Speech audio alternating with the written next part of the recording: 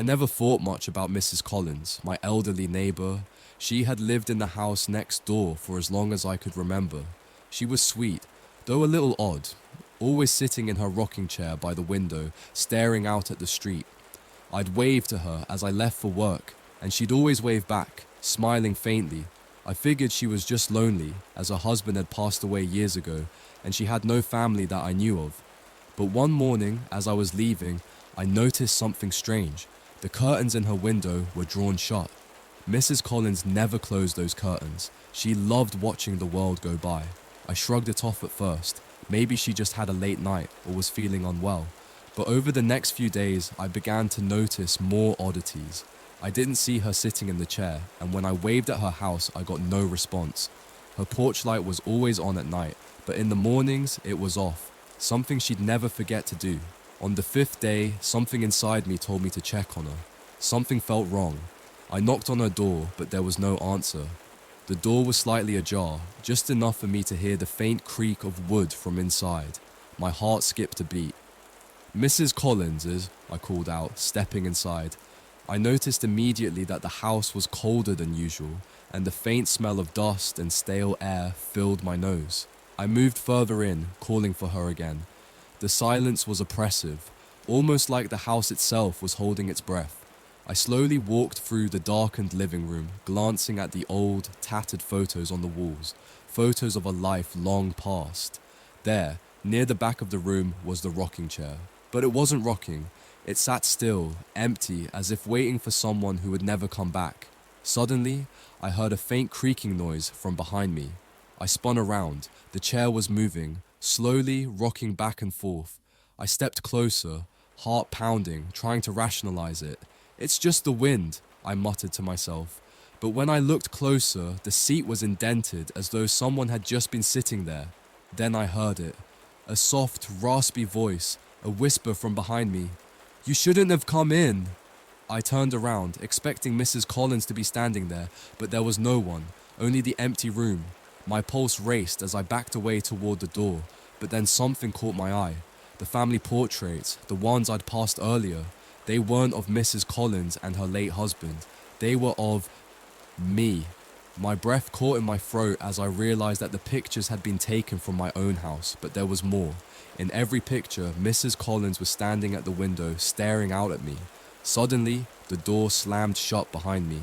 I spun around, my heart in my throat, and there, in the corner of the room, I saw her, Mrs. Collins, sitting in the chair, rocking slowly. But she was different.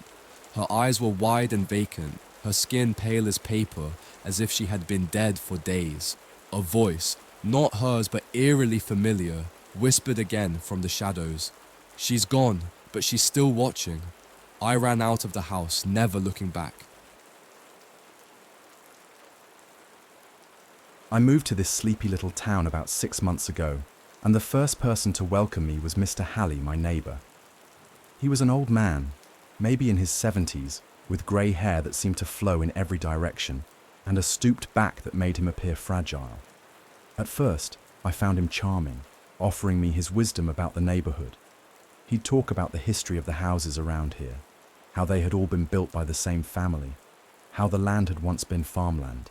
But his eyes, they always had this distant, almost haunted look, like he was staring through you, not at you. One evening, as the sun dipped below the horizon, I noticed a faint light flickering in Mr. Halley's house. It wasn't a normal light. It was more like the flicker of an old candle in a window, soft and almost comforting. I hadn't seen him outside all day, so I thought I'd check on him. I walked up to his door and knocked. No answer. I knocked again. Still no answer.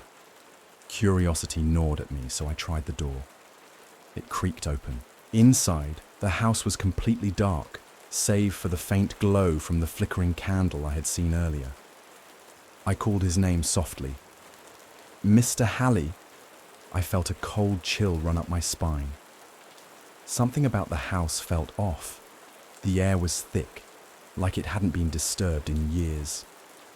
As I moved through the darkened living room, I noticed something unsettling. Yellowed newspaper clippings, pinned to every available wall. I stepped closer. The clippings were about missing people, each story more chilling than the last. All of them were from around here, from the town. But what was even stranger was the fact that many of the missing people had never been reported by anyone. I froze when I found the photograph. It was old, sepia-toned, and in the center stood Mr. Halley, staring directly into the camera with a strange, knowing look. Around him were dozens of missing persons. But the oddest thing, each person had been wearing the same expression, fearful, confused, desperate. Suddenly, a creak broke the silence. I spun around, heart racing. Mr. Halley stood in the doorway, but his face, it was different. His skin looked paper-thin, almost translucent, and his eyes were hollow, like there was nothing behind them. I opened my mouth to speak, but my voice caught in my throat. "You shouldn't have come," he said, his voice low and raspy. "I tried to warn you." He moved closer, his every step dragging, his hands trembling. "It's happening again, you see. It always happens, every 20 years. They come, and they're coming for you too." My head spun. "Who? What are you talking about?" His lips curled into a twisted smile. "You'll understand soon enough. You'll see them in your window. They'll be watching, waiting." Suddenly, the candle flickered out, plunging us both into complete darkness. I heard a shuffle behind me, then a whisper, 1,000 voices overlapping each other, chanting my name. "You're next." I bolted for the door, desperate to escape, but as I reached for the handle, I froze. The house was no longer the house I'd walked into. The walls had changed, the photographs, they were now filled with faces I didn't recognize, all staring at me. And in the very center, there I was, watching. I never gave much thought to Mr. Blackwell, my reclusive neighbor. He was a strange one, always in the same place, always behind that dusty, grimy window. It was as if he lived in that window, his face a shadow, barely visible behind the glass. His house was dark, never a flicker of light from the inside, not even when the rest of the neighborhood was alive with the noise of evening. I could never remember seeing him out, not once. People said he was a hermit, that he'd moved into the house years ago and never quite adjusted to the world around him. But I didn't mind. He wasn't a threat, just strange. At first, I got used to the occasional glimpse of him, standing motionless in that window like some sort of statue. He never waved, never even acknowledged anyone. I would pass by his house on my evening walks, and each time I'd catch sight of him. Always in the same place, always with that vacant expression. At times it felt like I was being watched, but I shook it off. It was just a neighbor with a weird routine, no big deal. But one evening, something shifted. I was walking my usual route when I glanced up at Mr. Blackwell's window. There he was again, but this time, something was different. He wasn't just standing there, as usual. His head was tilted to one side, eyes wide and fixed on me. There was an unnatural stillness to his posture, an eerie calmness that made the hairs on the back of my neck rise. I stopped in my tracks, my heart beating a little faster than it should. A chill crawled over my skin. I raised my hand in a half-hearted wave, trying to shake off the creeping discomfort. "Hey, Mr. Blackwell," I muttered to myself, but he didn't respond. His face didn't move. It was as if he was looking through me, not at me. I felt a sudden urge to keep walking, but I couldn't quite tear my eyes away from him. The sensation of being watched was unbearable, like his gaze was pulling at me, drawing me toward him, toward that dark house. I didn't know why I didn't just keep walking, why I stood there, rooted to the spot for longer than I should have.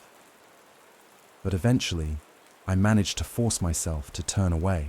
The next few days were more of the same. Every time I passed his house, I could feel him watching me. It was as if the window had become a trap, a portal through which his eyes could reach out and bind me.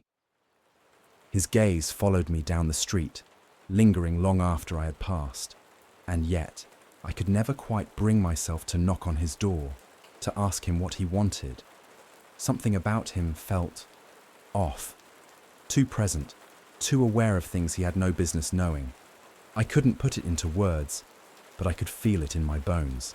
And then came that night, the night that would change everything. It was around midnight when I woke with a strange, inexplicable feeling, like something was wrong. I had no real reason to feel uneasy, but my skin prickled and my breath felt shallow. I looked out the window, almost as though some unseen force had guided me. My gaze immediately snapped to Mr. Blackwell's house. There he was, again. But this time was different. His face was pressed against the glass, his eyes wide open, bulging slightly, as though straining to see something. His mouth was agape, as though he were trying to speak, but no sound came. His breath left foggy streaks on the glass, swirling with his frantic, desperate motions, like he was trying to get out. A chill, like ice water, settled deep in my stomach. Without thinking, my feet moved. I found myself walking toward his house, drawn to it by some invisible pull. It didn't make sense. I had no reason to go to his door, no reason to knock, and yet, there I was, standing on his front porch, heart pounding in my chest. I knocked. Once, twice. No answer. The house felt suffocatingly silent, the kind of silence that fills your ears and presses against your temples. I knocked again, harder this time. Still nothing. Just as I was about to leave, I heard it, a faint whispering. It was so quiet at first, barely audible, but unmistakable. It seemed to come from above, from the upper floors of the house. My skin crawled as I looked up at the window, but Mr. Blackwell's face was gone. The house was dark again, like it always had been. But the whispering, it wasn't just one voice. It was many, layered over one another, like a chorus of voices, each one more frantic than the last. The words were impossible to make out, but the tone, oh, the tone, was unmistakable. It wasn't a beckoning call. It was a demand. It wanted me. It needed me to come closer. Before I could stop myself, my hand was on the door, and it creaked open as if inviting me inside. The air in the hallway was thick with the smell of old paper and mildew, an overwhelming stench that filled my nostrils and clung to my skin. The house was colder than it should have been, the temperature dipping as if the walls themselves had frozen. And yet, something in me told me not to turn back. I was already in too deep. I stepped inside, the door closing softly behind me. The whispering was louder now, coming from the shadows above. I tried to ignore it, to rationalize it away. Maybe the house was just old, creaky. Maybe the wind was playing tricks on me. But that cold, pressing feeling wouldn't leave. The sense that I wasn't alone. It was impossible to shake. I slowly made my way through the dimly lit house. My footsteps echoed unnervingly on the hardwood floors. And then, on the wall, I saw something strange. A photograph. It was an old black and white family portrait, faded with age. At first, I didn't think much of it, but as I stepped closer, something caught my eye. Mr. Blackwell was in the center of the photograph, smiling faintly, flanked by a group of people I didn't recognize. But the longer I stared, the more I felt something shift. A cold shiver slid down my spine. There was someone standing next to Mr. Blackwell. It was me. I recoiled, stumbling backward, my heart thundering in my chest. How? How could I be in this photograph? I hadn't even lived here that long. I had never seen this picture before. I reached out to touch the frame, but my fingers trembled so violently that I couldn't make myself do it. Something about that photograph felt wrong. Impossibly wrong. The whispering from upstairs grew louder, more frantic. It was a chorus now, multiple voices, all saying the same thing over and over again. Come closer. Come closer. I could feel the weight of those words pressing against my chest, like invisible hands forcing me toward the staircase. I didn't want to go up. I didn't want to do anything. But my legs moved, almost of their own accord, carrying me toward the stairs. As I reached the bottom step, I froze. From the corner of my eye, something shifted. A shadow, tall and thin, moved at the far end of the hallway. I turned my head, but there was nothing there, only darkness. But then, as I looked back at the staircase, it was there again. This time, the shadow had shape, a figure, tall and impossibly thin with outstretched arms. Its hands were elongated, unnaturally so, as though they were reaching for me. Its face. It was twisted, its features a blur of inhuman distortion, like a flame flickering in the wind. I couldn't breathe. My body went cold with fear, paralyzed. I wanted to scream, to run, but I couldn't. I couldn't move. The air around me seemed to vibrate with an unnatural hum. Then the door behind me slammed shut with a deafening crack, the sound echoing through the entire house. The lock clicked into place, and I was trapped. The whispering reached a crescendo, all the voices melding together in a maddening chorus of "Come closer," so loud it felt like my skull was going to crack open. My legs finally responded, and I bolted toward the door, but something stopped me. I glanced back. Mr. Blackwell wasn't at the window anymore, but the figure still stood there, the distortion in its face twisting more violently now. The features flickered, a shifting mass of horror, as if it couldn't maintain its shape. I didn't stay long enough to find out what happened next. I ran, and when I glanced back one final time, standing in the window was a figure. Not Mr. Blackwell, not human. It was staring right at me. At first, it was just a nuisance. A low, dragging sound, like heavy furniture being scraped across the floor. It would always start at exactly 2 a.m. every night. At first, I thought it was just my imagination, maybe the wind or the house settling. But it kept happening, night after night. It was enough to wake me up, and I'd lie there, frozen, waiting for it to stop. But it never did. The sound seemed to come from next door, Mrs. Williams' house. I'd lived next to her for over a year, and though she was nice enough, she was peculiar, quiet, always kept to herself. I couldn't recall ever seeing her at night. She'd never wave back when I'd pass by her window. One morning, groggy from lack of sleep, I finally decided to confront her about it. I knocked on her door, but there was no answer. I knocked again, and when there was still no response, I tried the handle. To my surprise, the door was unlocked. I stepped inside, feeling an odd mix of hesitation and relief. The house was silent, dark. Something about the air felt off, heavy with a strange stillness that made me shiver. The living room was immaculately kept, nothing out of place except for the unmistakable scent of old stale perfume. "Mrs. Williams?" I called, my voice echoing softly through the hall. No answer. I crept deeper into the house, drawn by a strange compulsion to find her. The walls were lined with faded family portraits, except there were no smiling faces. Only vacant eyes staring out from the frames, their expressions hard and impassive. As I passed the kitchen, I noticed something odd. An old dusty rocking chair in the corner, facing the window. It was rocking back and forth, very slowly.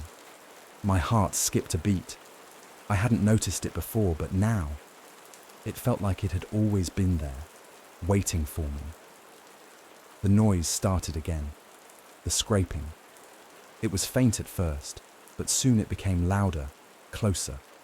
The sound of furniture being dragged across the floor, a terrible, deliberate screech. I spun around, my eyes searching the shadows for any sign of movement, but there was nothing. I backed away slowly, my pulse quickening. Something was very wrong here. I made my way down the hallway, and that's when I heard it again, the unmistakable dragging sound, now directly behind me. My stomach churned. Someone was in the house. Suddenly, I saw it, through the crack of an open door, a figure standing still in the darkness of the room. My breath caught in my throat. It was Mrs. Williams, but not the way I remembered her. Her back was turned to me, her head slightly tilted, as if listening to the scraping sound. The room was filled with scattered chairs, overturned and broken, and the floor was smeared with what looked like black paint. "Mrs. Williams," I whispered, but she didn't move. I stepped forward, barely able to breathe, when the door behind me slammed shut with a deafening crash. I spun around, panic rising in my chest. I was trapped. The scraping continued, now all around me. I realized with a sickening jolt that it wasn't coming from the furniture at all. It was coming from the walls, from beneath the floorboards. It was as though the house itself was alive, shifting, moving, pulling at the very foundation. I turned back to Mrs. Williams, and that's when I saw it. The reflection in the window behind her. It wasn't her. It was something else. Tall, dark, and impossibly thin, like a shadow stretched too far. It moved, but she didn't. I tried to call out, but no sound came. I ran. I ran out of the house as fast as I could, and when I glanced back, I saw something that froze me in place. Mrs. Williams was standing in the window, staring directly at me. Her face was completely expressionless, but her eyes weren't hers anymore. They were black, empty. That night, I couldn't sleep. I kept hearing that noise, the scraping, and it wasn't from next door. It was coming from under my own floorboards. When I first moved into this old house, the neighborhood seemed too perfect, too peaceful, to ever harbor any real secrets. The streets were lined with trees that swayed lazily in the breeze, and the houses, though aged, stood proudly, unblemished by time. The houses in the area were all quaint, in a way that made you think of nostalgia and slow summers, of neighbors who had known each other for generations. Mr. Hayes, the elderly man next door, was the first to greet me. His wrinkles were deep, his hands slightly trembling, but his smile was kind, and his eyes carried the weight of decades spent in this place. "Been here for a long time," he said, leaning against the porch railing as we exchanged pleasantries. "The houses are built on old foundations. You'd be surprised how much history's tucked away in the walls of these places." I nodded, thinking he was simply indulging in that local old-timer tradition of weaving stories about the good old days. But he always ended his tales with the same line: "Things stay behind here, whether you want them to or not." At first, I didn't pay much attention. After all, this was a small, quiet town. There was no reason to suspect anything untoward. But after a while, his words began to gnaw at me. Every so often, I'd catch him watching me from his window, standing perfectly still as if he were waiting for something or someone to appear. The house itself, while charming, had its quirks. The creak of the floorboards, the draft that never quite seemed to go away, and the attic that was far too large for a space that seemed to hold so little. One morning, driven by a sudden impulse, I decided to venture into the attic, thinking it was finally time to clear out the old boxes that had accumulated there. The space was even darker than I'd anticipated. Dust clung to the air like a thick fog, and the beams overhead seemed to groan under the weight of history. There were old chairs and unused furniture draped with moth-eaten sheets, forgotten mementos of whoever had lived here before me. But then, buried behind a particularly heavy chest, I found something odd, a small, unmarked door. It wasn't large, barely 5 feet tall, and made of weathered wood that looked like it had been hidden behind the furniture for decades. The edges were chipped, the paint cracked and peeling. There was a single plain handle, cold and unwelcoming, as though the door itself had been left to decay. Curiosity, stronger than any rational thought, pushed me to reach for the handle. I pulled it slowly, almost cautiously, as if expecting the door to creak in protest. The moment it opened, a gust of cold air rushed out, carrying with it the unmistakable scent of mildew and rot. My stomach lurched as I glanced down the narrow staircase that descended into pitch blackness. It was as if the house itself had swallowed any light the moment it passed beyond the threshold. The air was heavier down here, thick with something I couldn't place. An odd, oppressive feeling that seemed to pull at me. Despite my unease, I grabbed a flashlight and began the slow descent. Each step creaked ominously under my weight, the sound so loud that it felt as though the house was trying to warn me. But I was already too far in, too compelled by an unexplainable desire to know what lay beneath the surface of this house. At the bottom of the stairs, I found a small room, dimly lit by the faint beam of my flashlight. It was colder than the rest of the house, far colder, as though I'd stepped into some forgotten corner of time. The walls were lined with old photographs, their edges curling and fading with age. Some were of the house itself, taken from angles I hadn't seen before. Others were of people I didn't recognize, faded faces frozen in time, staring blankly into the camera. But one photo caught my attention, in particular. It was a picture of the house, my house, but it was taken from a window I had never seen before, a second-floor window that didn't appear to exist. The photo was dated 1934, and in the front yard stood a younger version of Mr. Hayes, looking almost the same as he did now, but with a strange intensity in his eyes. He wasn't smiling in this photograph. He was simply staring, unmoving, as though he were waiting for something, or someone. A chill crawled up my spine. I took a hesitant step back, wondering if this was all just some elaborate joke left behind by the previous owners. But then I saw it. A second photograph, hung on the far wall. This one was different. It wasn't old at all. It was a picture of me. The shot was taken from the same second-floor window, the one I didn't remember ever seeing. I was standing in front of the house, my back turned, oblivious to the camera's presence. But in the shadows, just behind me, there was Mr. Hayes. His figure loomed darkly, his face an empty void, his eyes black and hollow as though they were nothing more than pits into some deeper, darker place. I froze. The room seemed to close in around me, the walls tightening, the temperature plunging to an unbearable cold. My breath came in shallow, panicked gasps. The flashlight flickered in my hand, casting long, twisting shadows across the walls. I felt like I was being suffocated, trapped in this room with no way out. And then I heard it. A creak. It came from behind me. I spun around, my heart racing, and there, standing in the doorway, in the very spot where I had entered, was a figure. It wasn't Mr. Hayes. Not exactly. The man before me was taller, his silhouette more hunched, more twisted. His features were contorted, stretched in unnatural ways, as if his face was being forced into something that didn't belong to him. The figure's eyes were black, much like those in the photograph. Hollow, empty. "You should have never opened that door," the figure whispered, its voice a low, rasping sound, like it had been dragged from deep within the earth itself. The door behind me slammed shut with a deafening crash, the sound reverberating through my skull. The force of it left me breathless. The room was now pitch black, save for the dim beam of my dying flashlight. I tried to scream, but no sound came.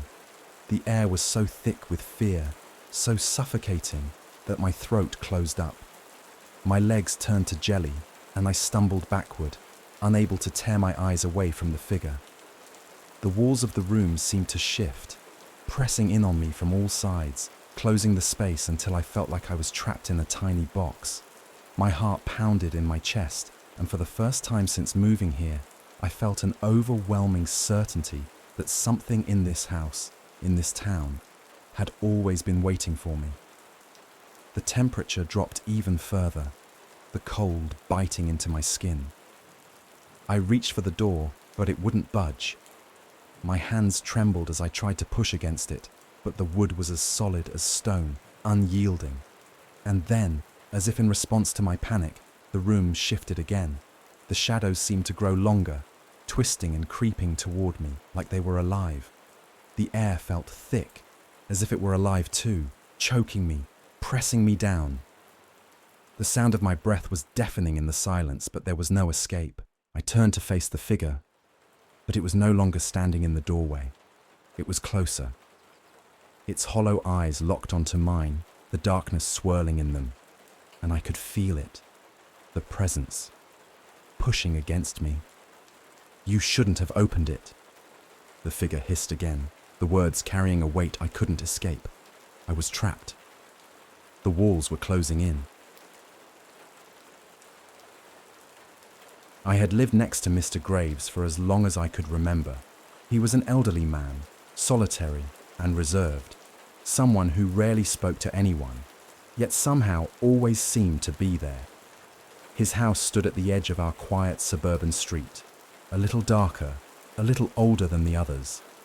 The front yard was meticulously kept, the grass always a little too perfect, the hedges a little too trimmed.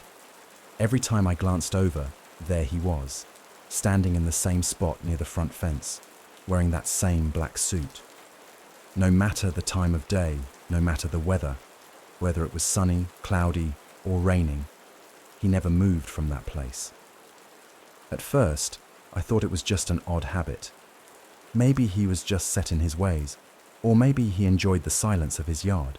But after a while, I began to notice a pattern, a repeating pattern. No matter when I looked, morning, noon, or night, Mr. Graves was always standing there, perfectly still, staring off into the distance. It was as if time didn't exist for him. His gaze never wavered, his posture never shifted.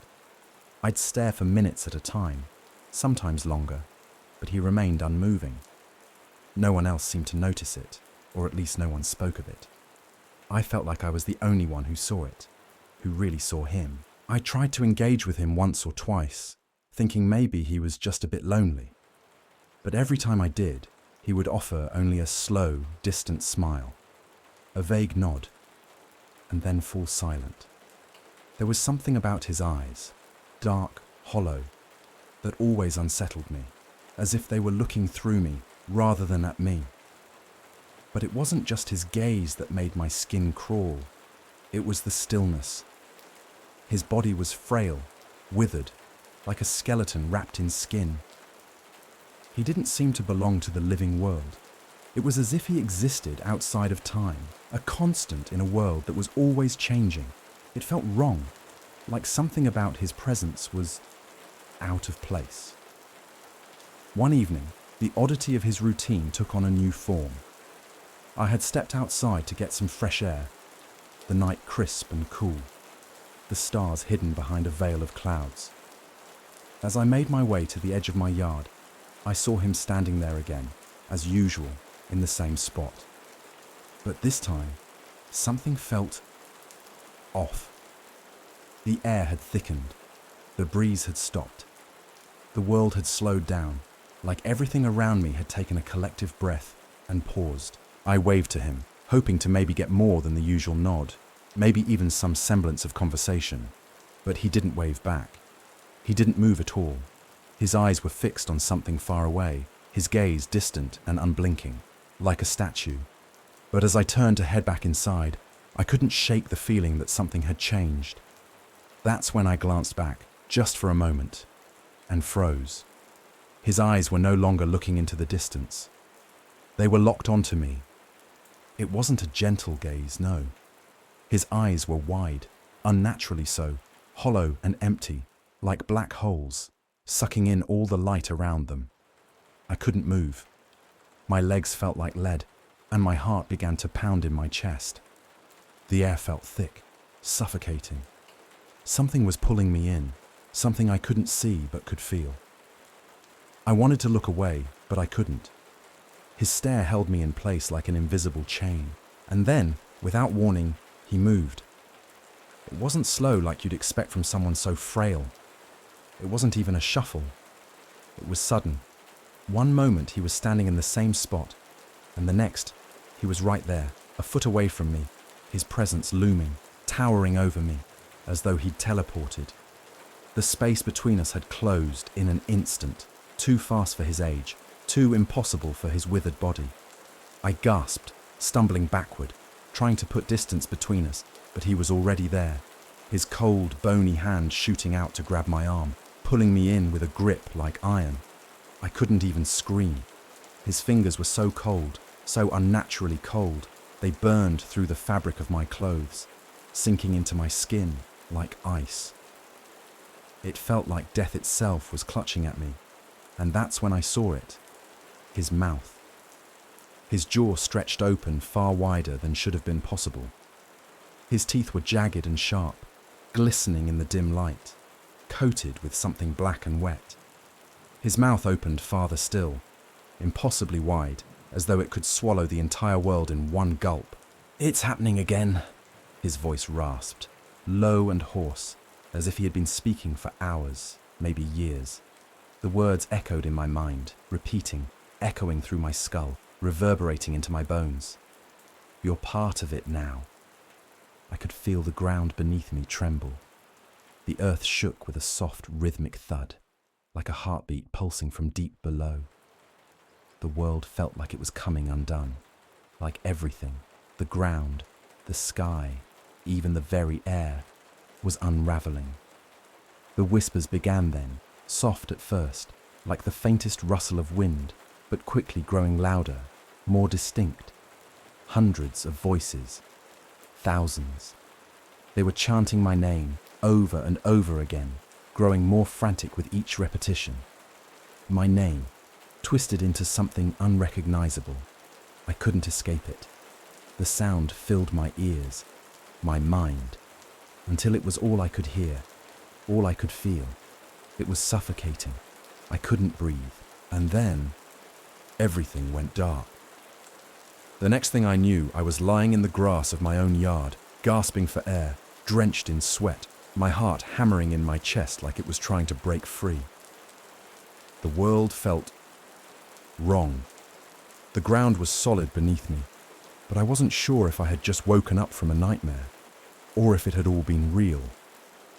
I shakily pushed myself up to my feet, my head spinning. The night was still quiet, peaceful again, but it felt hollow. The air was the same, but it had lost its warmth. It was as if something had shifted in the world while I was unconscious. And there he was, Mr. Graves, standing in his usual spot in the same black suit, his back perfectly straight, his hands clasped behind him. He was staring off into the distance, just like before, as though nothing had happened. But then I felt it, his eyes. They were still locked onto me, watching me. But it wasn't like before. Something was different. I wasn't sure if I was looking at him, or if he was looking at me, and the whispers began again. Faint at first, but growing louder. They weren't just in my head this time, they were real. I could hear them in the air around me, swirling like a storm, 1,000 voices whispering my name, as if they knew me, as if they owned me. I backed away, my legs trembling beneath me. Every instinct in my body screamed for me to run, but I couldn't, because Mr. Graves wasn't just watching me anymore. He was waiting for me to move.